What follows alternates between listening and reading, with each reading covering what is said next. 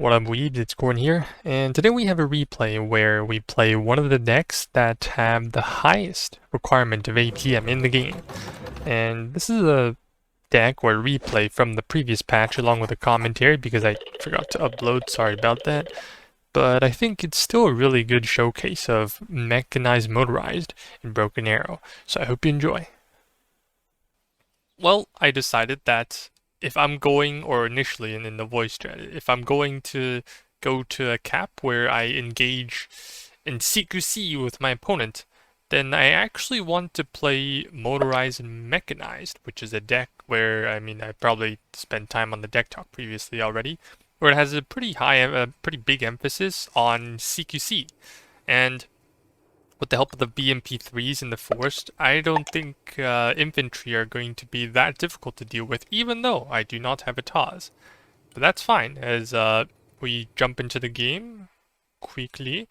I was I was actually told that my teammate didn't see he brought the wrong deck, so I had to switch with them.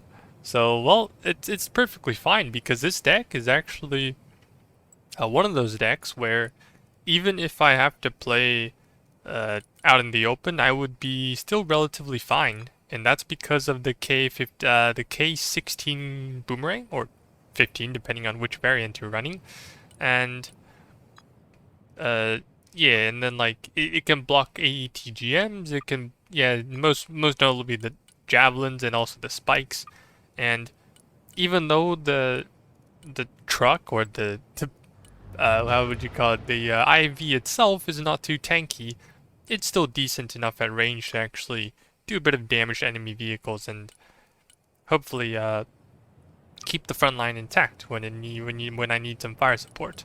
Anyways, in our opener, I know it's a bit here and there, but generally what I wanted to do when I started was I wanted as much infantry as possible, and that's because quickly. Oh, okay. Well, we'll come back to that later, but as motorized, I'm pretty confident in running this opener, or at least this right here.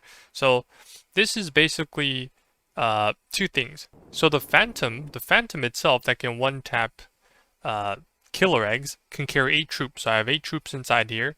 I'll talk about what I have in them later. But the only thing that this thing sucks at is its optics. It has 1250 optics. It's absolutely shit. Sorry for cursing already.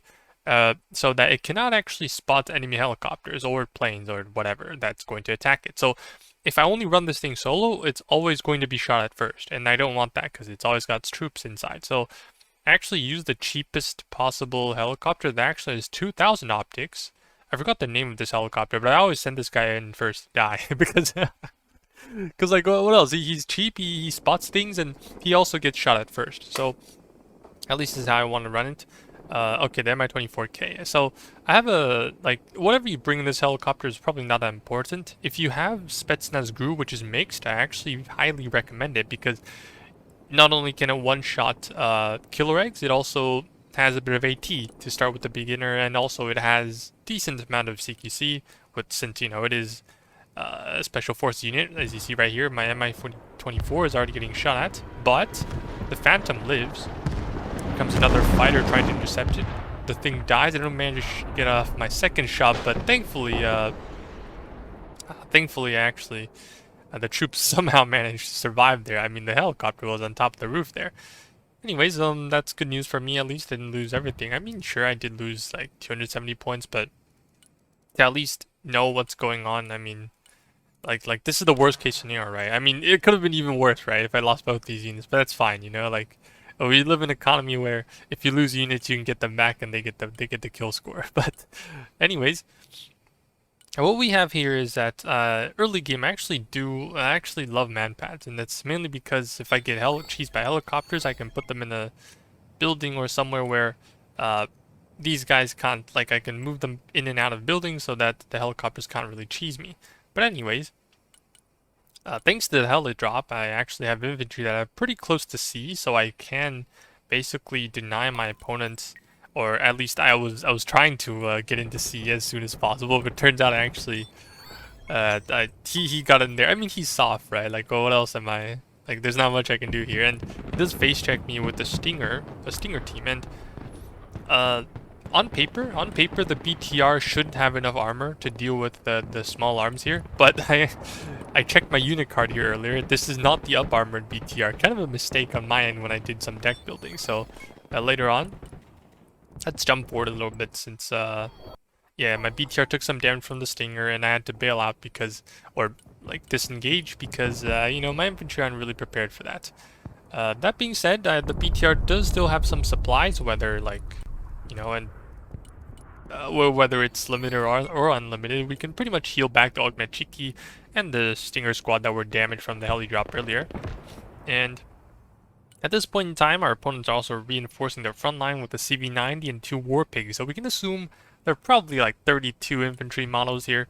I did definitely have the option to prepare for an SMT strike that has a lot of thermal barracks, but you can also see that I do have like 180 points worth of units on the front line that are actually okay. Here I'm trying to hide from the spike. Hits the building here, and then for some reason, the second one hits it. What's going on? I don't know, but I guess it worked out for him. So, well, spikes. I mean, terminal guidance. I know in one of the previous videos, someone told me that passive like cornets are not that annoying as an ATGM. Then why are you complaining about it? I think terminal guidance are much more threatening. And to be fair, yes, I definitely I definitely got clapped here. Anyways, my opponent made a pretty big mistake by even thinking about pushing his CV90 into a tree line. And right here, even though I do know that I'm getting pushed out of C for a while, but I also figured out that, oh, okay, my opponent has some, you know, it's a pretty classic deployment to put some ATGMs here. For me, it's much more vulnerable to doing that kind of stuff, because for them, okay, I think I need, you know, it would actually be a pretty good idea if I made a guide on this this flank, this cap, right? But they really have easy access to these buildings, and they can just push recon into these two. So whatever I put in here is just going to get spotted and then blasted. Whereas for me, it's going to be a long way for me to even spot whatever's inside here unless I have a recon in here. So my best bet is actually to take advantage of this tree line that is pretty dense. For them, it's not that much. So a bit of boyfriend support here with an SSO team. It's pretty nice, you know, even though it's not the best, let's say the best CQC squad, it still is decent enough to actually... Oh, I think he just died to the... Oh yeah, okay, well he just died to the... Oh, no, he got out of there. That's a... What's that called again? The Green Beret Flash variant, and that is also really lethal, I must say. Like, the Green Beret Flash, it's expensive for a reason. If you run into it inside a tree line and it fires four of those shots, I forgot what they're called again, then they're actually just gonna absolutely blast, like right here, you know, you see my SSO. Right now they're not taking damage, but the moment they get into panic, like the Green Beret's not even shooting at my SSO and it's already down a quarter of my health here, it's gonna take more damage, and it forces you to sprint. Otherwise, you're just gonna take even more damage. But as you know, once my sprint is over, I'm pretty much doomed. So personally, I do find the SSO to be not SSO, the Green Beret Flash to be very, very threatening to, especially when it comes to CQC. The only way that you can possibly, like right now, you see I don't have sprint anymore, right? So even though I do take care of the Green Berets, I think I'm eventually... Do I eventually get panicked? Okay, well I guess he did. He was also panicked, so I get to live another day. That's pretty nice. In the meantime, we're also trying desperately to keep our supplies up and running, so that we don't really... So we can keep these infantry going in the fight. I know that nowadays we do consider... since we think that, oh, IPs have resupplied, and you don't really need supplies, do you? And that is partially true until you remember that, oh, you actually resupply slower on supply points, and or at least in this patch of live, you know, you resupply a bit faster on supply points than in infantry transports. It's, you know, a way to balance things. And right here, we're using the tree line here to our advantage, poking him out with infantry. The Moto Pekoka? Motostrokey, yeah, Motostrokey here is from, oh, there comes an F-35, but I think he saw this and he wanted to bomb it, but too bad for him. I killed the plane before he managed to use the laser on target to actually deal with it. So right now we do get pretty lucky. Also have a pilot here dropping down. The 800-meter range machine gun from the Ranger Stingers is actually pretty scary. I noticed that my opponents, they actually this guy Das Admiralty or whatever, he does have a preference for running standoff delta. And well, it probably would have been a lot different if he decided to run things like, oh, well, let's say today he was running like normal CQC delta, right? Wouldn't that be a sight? I would actually have a pretty tough time dealing with them. But on the other hand, like, I also have BMPs and stuff to deal with them. So it could go both ways. I don't really know if, I mean, it definitely probably would have been different, a different scenario. But well, like as you can see right here, I have my infantry getting just tapped. Like he's doing a certain decent amount of damage, you know, whenever I try to push, and I have to resupply my ultimate cheekies here.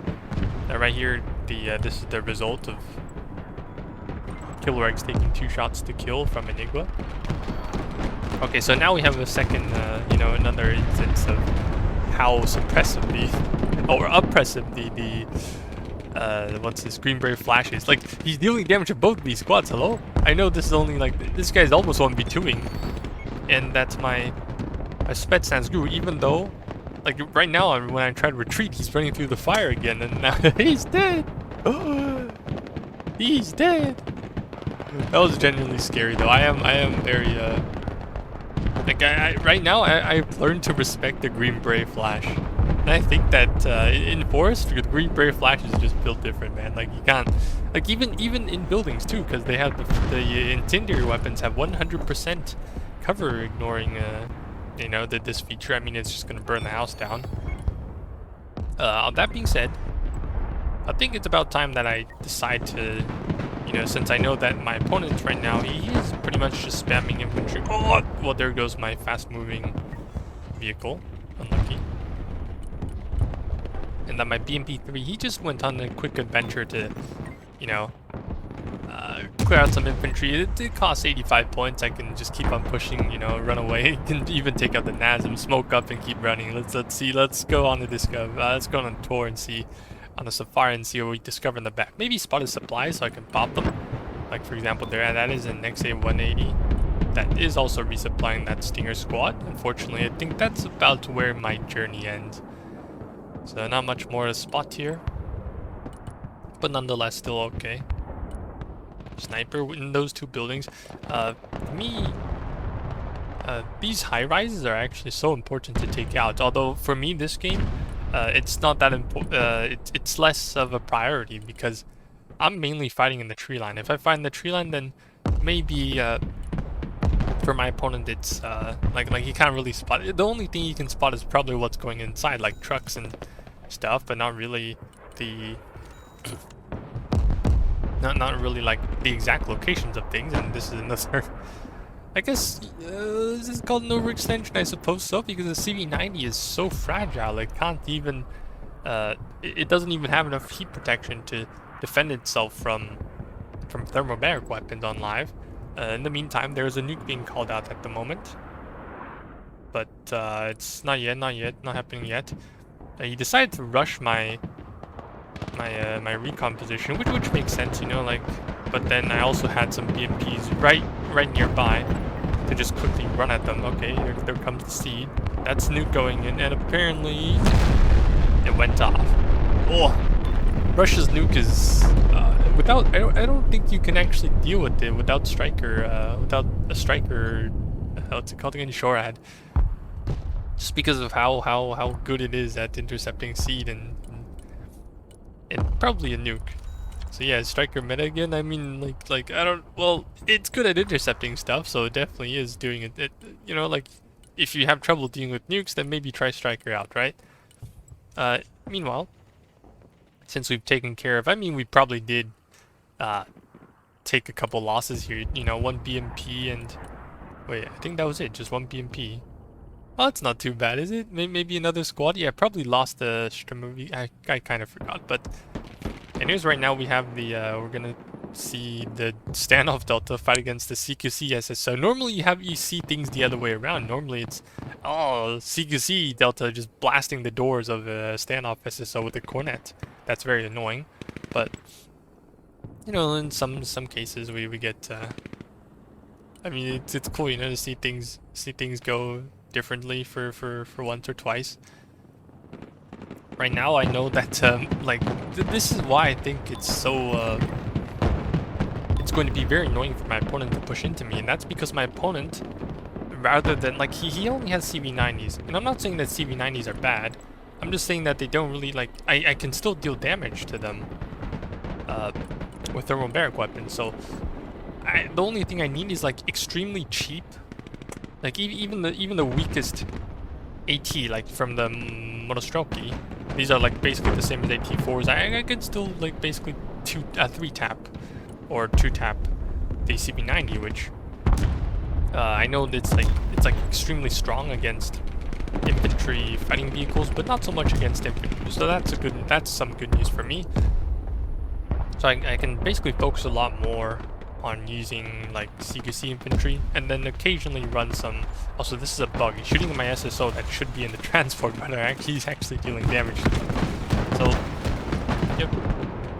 Anyways, in the meantime, see what's going on.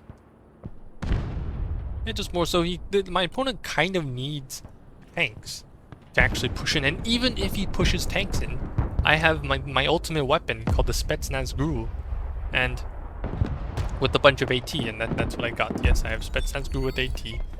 I'm just gonna keep calling in infantry. I feel like he eventually needs to nuke me at some point. And oh, I have my first tank. Hello, hello tank. Hello.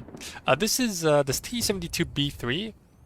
I know people see it as, oh, it's the only other tank that Russia has access to, which you can run APS on. So it's like the only other APS tank that is not in guards.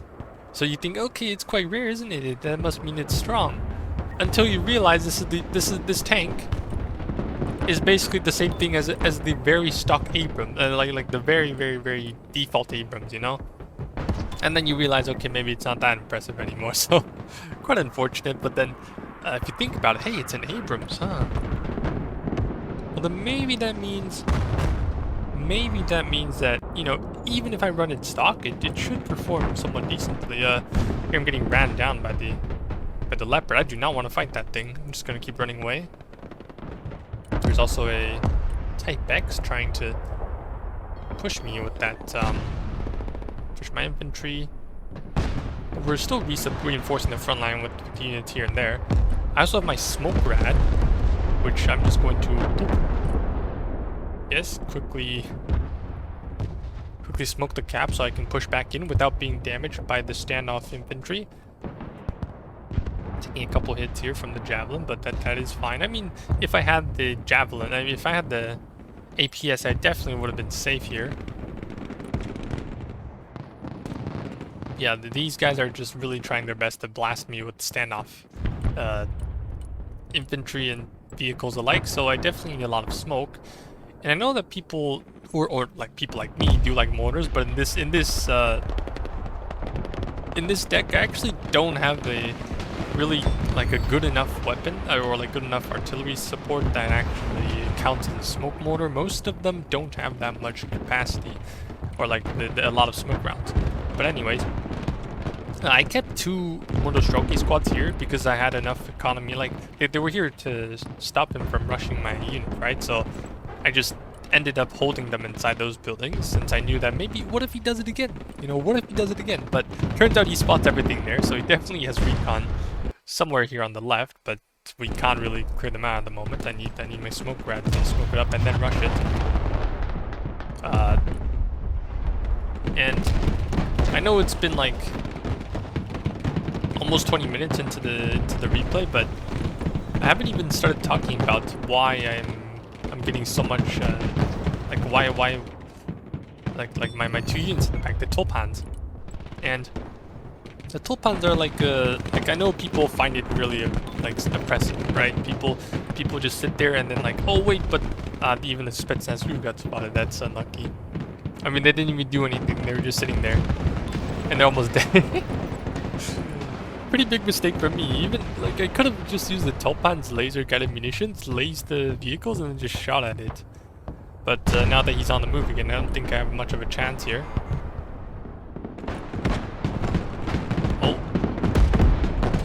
Oh, there goes T-72, takes care of one of the CV-90s. But there comes the Leopard. Its loader is damaged, so even though, so it is good news for me. I can kind of push it with the oh, accidentally pressed the escape button. I can keep pushing it with the T-72, although right now I'm microing my backline. That's unfortunate. It's also lagging at the same time. Oh, do your job, autoloader. Why are you not shooting? I kind of reversed the wrong way. Where is he shooting? The other side? Okay, I just took 2 shots for nothing. I'm actually throwing the game. Hello? What's going on? But that's okay, okay? Because I have infantry and he doesn't. I have enough infantry nearby. The engineer Sturmoviki has is Flash, which is actually weaker in this patch. People would preferably run the thermobaric, but the abundance of like Moto strokey, like cheap infantry here is really helping me deal with these pushes against like armor that, you know, more or less are good in quality, but not enough in quantity. Here we managed to catch off the deltas. That probably took some damage from the Tulpan earlier, but I'm just using the really cheap, like, you know, the Delta squads. They cost how much? They cost like 110. But like these 2 infantry units combined, they cost as much as the Delta squad itself. So, well, now it's my turn to borrow his smoke. I'm just gonna smoke myself up and keep running away. You see, the more units you have, like the more infantry units you have, actually, the more smokes you got too. And don't forget that the engineer Sturmoviki with the Flash variant and also the SSO, they also get 4 smokes each, which is kind of funny. I think this guy forgot to unload whatever was inside this little bird, but you know, I'm just gonna be happy with it.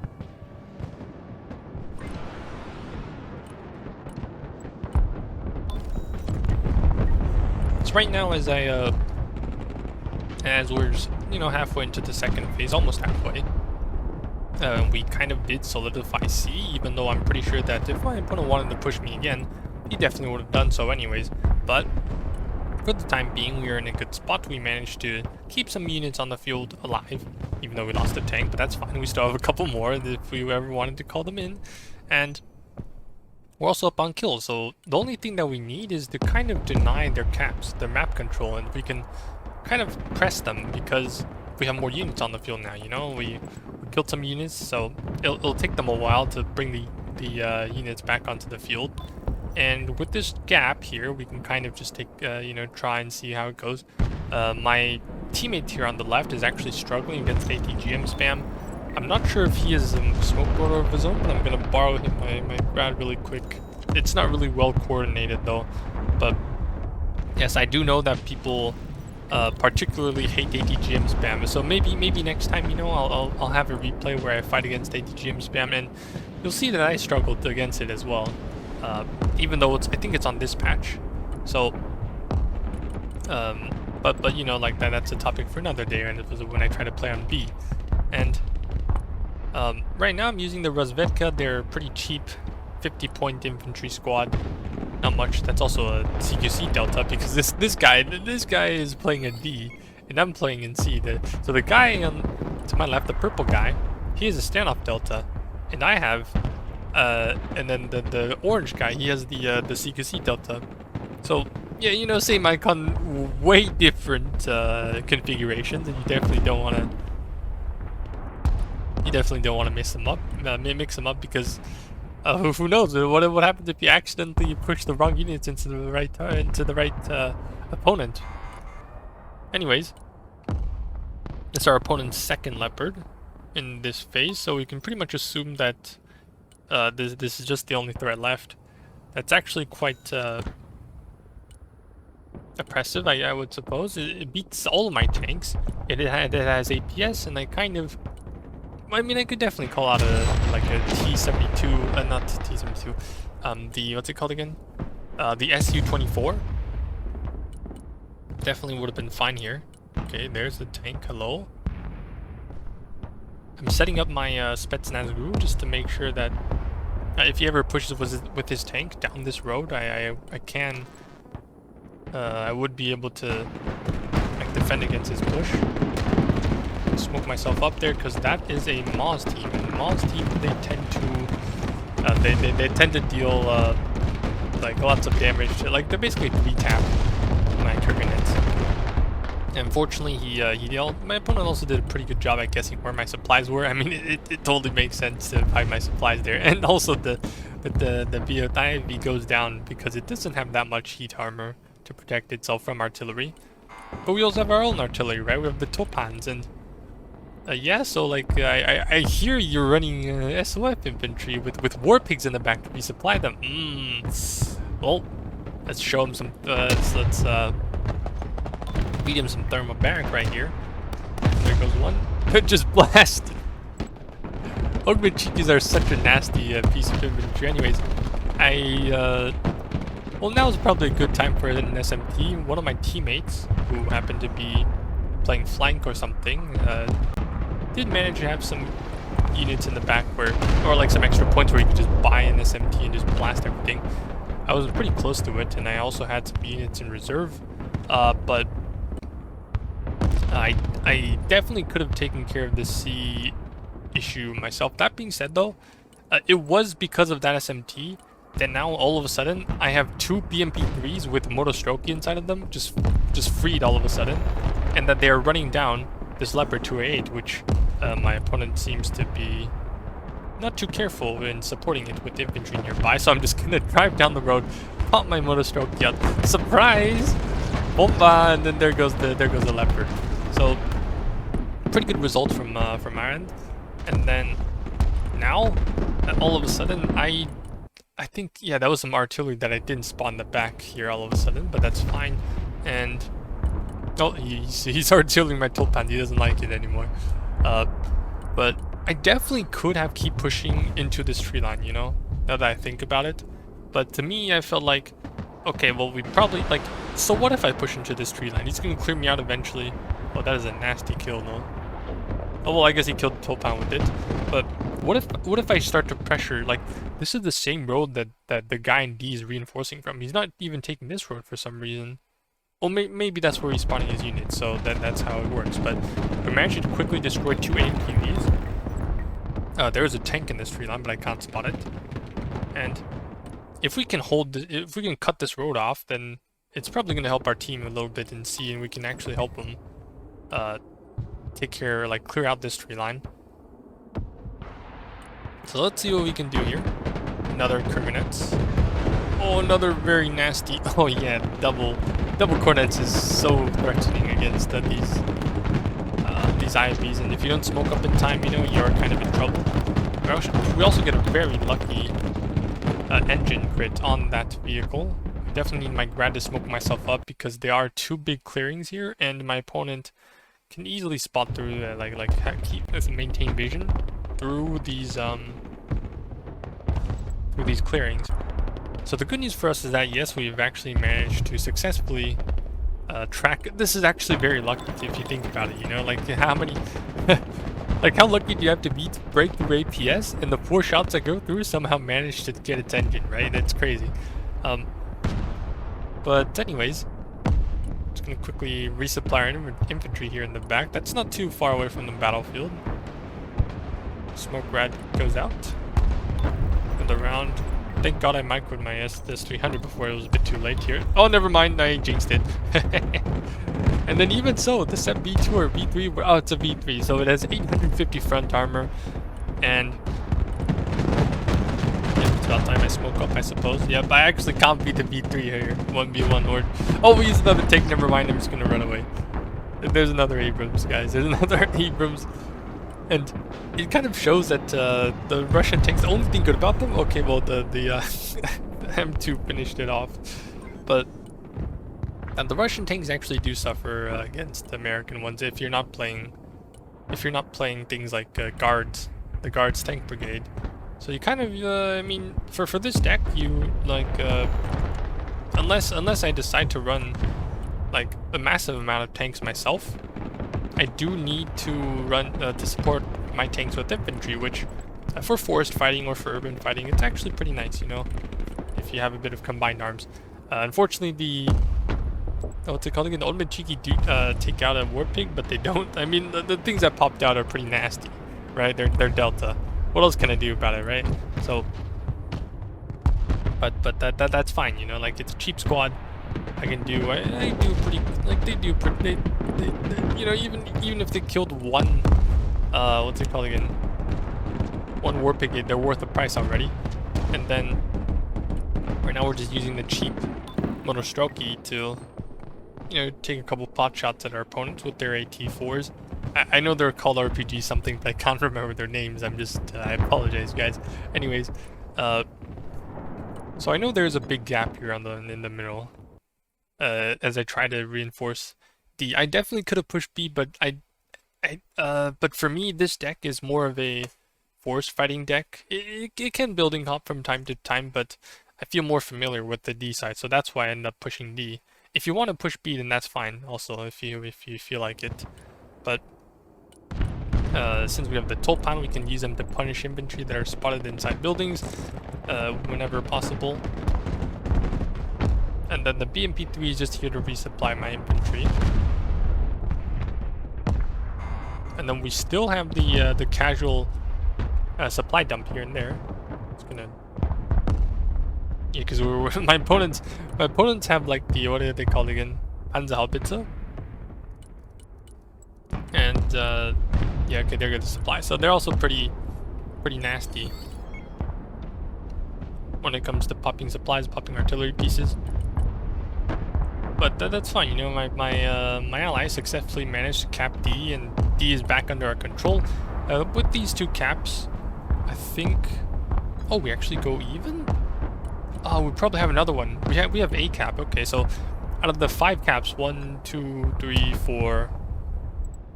Yeah, A, B, C, D, and I over there on the right. Where's E cap? Oh, this one. Okay. We managed to take care of 3 of them, so that's good. That's good. That's good. We get to live another day, and we don't lose too many points in this phase. So we're about to move into phase 4. I know nothing's happening on the screen at the moment. I'll probably just skip a little bit. Too much yap, you know. Oh, there we go. There we go. The next run it down phase. Okay, here comes nothing. I think someone wanted nukes, so I called out my M2. I'm not sure about it. Oh, okay, yeah, there comes a nuke. Here comes the sun. Da, da, da, da. The nuking B again, because we're focusing on D and A, C and D. I'm gonna smoke there. Smoking time definitely saves me. MP, I'm not sure if I had a couple of missiles off or not. Oh, I fired 2. Okay, that works. They actually intercepted the nuke, which is pretty nice. Right now, we're just using the... Oh, okay, well... Yeah, the Moto, like, they're such a cheap squad, and they just, I mean, they pop the APS, they fire fast enough for the infantry to actually, for the CV90 to take a decent amount of damage. Okay, a pretty dangerous spot for my Tulpans to be in. I'm also resupplying right here. I mean, dropping a resupply right here, that's definitely not ideal. Oh, there goes my Ural. And that's something that Motorized excels at, you know. And this is one of the decks where you really have that fast logistics. Oh, there goes my SSO, lucky. But don't, like, I know I've been glazing this deck for a while, but then you might wonder, Corin, then what is the downside of this deck? Is there nothing that this deck is bad at? And there is. There is. This deck absolutely sucks because I need to keep pressing. I need to micro everything. Because if I don't micro everything, like my Spetsnaz Drew gets tapped out, my Tulpan gets shut down by the artillery because I don't have enough APM to manage all my units, and then my T-72 runs out of smoke here in the middle, and then it dies as well. So, Okay, well, we're about a while into this replay, so I think I will start talking about the parts that this deck kind of isn't too great at dealing with it. Yeah, even my teammates had to remind me, Corn, your S300, remember to move them. I'm sorry, but like I really am, because I just don't have enough APM to micro my front line. Because normally like the reason why I run those S300s is because they have much more range than the 4 missile one, but as a result, they're always out of ammo. So this is also a micro hazard. My tool pans are a micro hazard. Every time I see one unit, I need to shoot at them once and then I move them. I have units on the front line that also rely on breaching my opponents. That is another double. That is another trooper squad. So I need to use my tool pans again. My grad needs to smoke things up. I need to laser things if I wanted to tool pan them with the laser artillery. And then, yeah, I still have many frontline units. A lot of infantry to micro, and yeah, that's why this deck, I definitely think that it's on the more unpopular end, and I understand why people or players don't really find this deck that interesting, and that's only because you know there's so many things you have to control, and you kind of turn this, like, this deck is kind of like the how would you call it? Like a Wano Wargame Red Dragon cosplay, you know, like oh, there's so many units, although like it eventually goes out of your control at some point, but at least the parts where I am microing, like let's say I don't, like, I can't control all my units, right? Because I don't got the hands to do it. But even so, you know, the parts where I can, where my hands are at, you know, whenever I can control my units, they're gonna be fine. They're gonna do fantastic because of how well the units here synergize. You know, like I just use my Kurganets to drive near my T-72B3 without a smoke to actually save it. I'm gonna pop another smoke. I mean, if I had a mortar, I wouldn't need to be this sweaty, right? Oh, I'm using all my smokes on my vehicles. Yeah, that's actually so. Like this is just bitch behavior. But okay, you just need to laser that really quick. But I just really want to keep this tank alive. You know, it's one of the most expensive units I have on the field. So, you know, if he gets to live another day, I even get to take a shot off at it. Boom. Oh, not so much anymore. Now I'm in trouble. Whee. And yeah, so this is probably the deck where, if you think about it, it's just, oh, there goes some supplies, but that's fine. Like this is the downside of like Mech Moto, I suppose, the Memo deck or Mome deck. Excuse me, my voice is gone now, and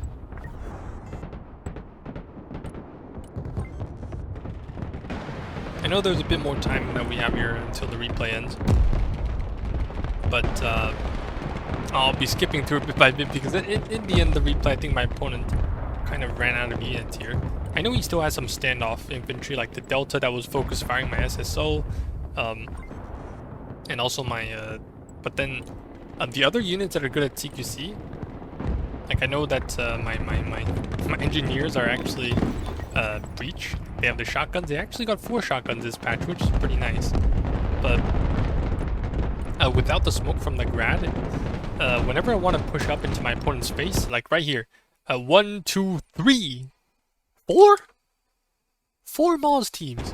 Yeah, any like vehicle I push into here, even the BMP3s are just gonna get absolutely melted, and yeah, just not so worth it anymore. So like I kind of got too hasty there. I definitely needed to use artillery of my own to soften them before actually going in. There's also something left inside of C that I need to deal with. So I'm gonna quickly smoke that area. Ah, it's a Delta Force. Hello.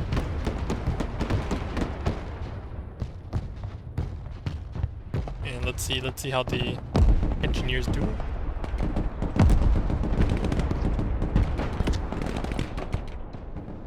Doing okay, I suppose. Okay, they're just getting blasted because they don't have thermal barracks, but the Meccha take care of the what's it called again? The Scorpion? Yeah, it's a Baltic Battalion recon vehicle that could have javelins mounted on it. Oh, Oh, okay, never mind. I guess why. I guess this is what happened to my opponent. My boyfriend support. You know, like, uh, I just have a lot of tornadoes. So, actually, now that I think about it, if you want to reduce if you want to reduce your APM tax on this deck, I think MLRs is one way to do it. You know, like you can just run like the tornado with HE warheads, and then they're just gonna absolutely clap infantry, supply points. They have such a really big blast radius and so much damage that oh, look at the green beret. Okay, they're just gone. 3 shots and they're gone. Okay, maybe a bit more than that, but yeah, caught out in the open against the thermal barrack over Mechikis. Yeah, okay, bye-bye. No refund. Anyways, so yeah, like back to the reducing APM part. So if you do struggle with APM in this deck, like you don't have to, like you definitely don't need to run the deck I'm running, right? Okay, the helicopters. Oh, very nasty double Panzerhaubitze kill on the supply point as well. There goes. Nope, the F-35 stays alive.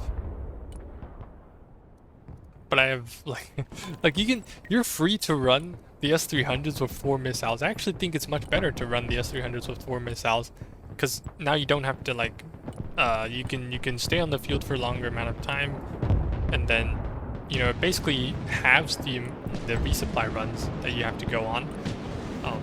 Run bigger infantry squad, you know, rely a bit more on the motorized squads, and also maybe the Sturmovikis. You can run them with the thermobaric variant, and not run the Ognachiki, even though they're a bit more lethal.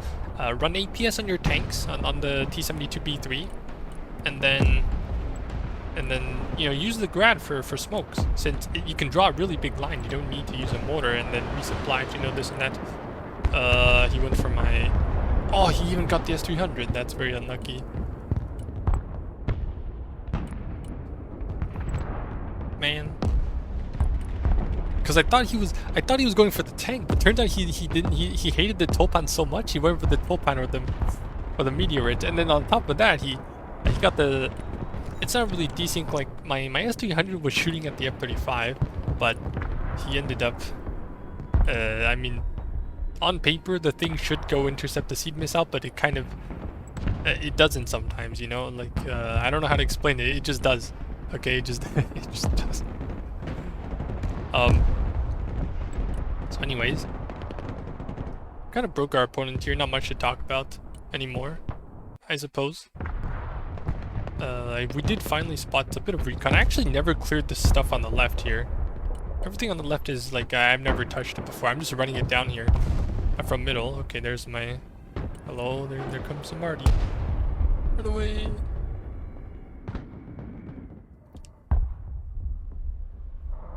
And then there's also something pretty lethal. Oh, the B-52! He caught me off guard at the one time where I need to be, like, when I was resupplying. So that's also, like, something that you don't want. And then on top of that, there's a Viper with, like, 4 JDAMs that he just spots whatever AA is shooting at me, and then he just like, clicks them. I know this is a pretty common tactic, and it's quite effective sometimes. And like it definitely works, you know. It's definitely pretty. I mean, hey, like I get caught off guard by it as well, so that's what happened. And you know, good news for me, I actually do manage to get a bit of revenge as these packs are just trying to reach the front line. I also see some supplies. I'm just gonna pop that, quickly use my last smoke from the BMP3 convoy, and then get away with it. So yeah, like this is motorized, mechanized. It's one of the decks where. If you want it to be high APM, it can be high APM. But if you want it to be a bit more relaxing, then you can also do that as well. You know, just run a bunch of tornadoes, have some like beefier units, have APS on your tanks, and then run the S300s with more missiles. You know, it's definitely like even though this might not be the deck that you find to be very ideal for the average player. It can have its more casual versions, and maybe we should try that out sometime, and then everyone can have a good good say on what's going on. So anyways guys, I believe this video has come to an end. It was a pretty good, or pretty, I guess, convincing win our opponents weren't really spamming nukes. Props to them though, they weren't spamming nukes.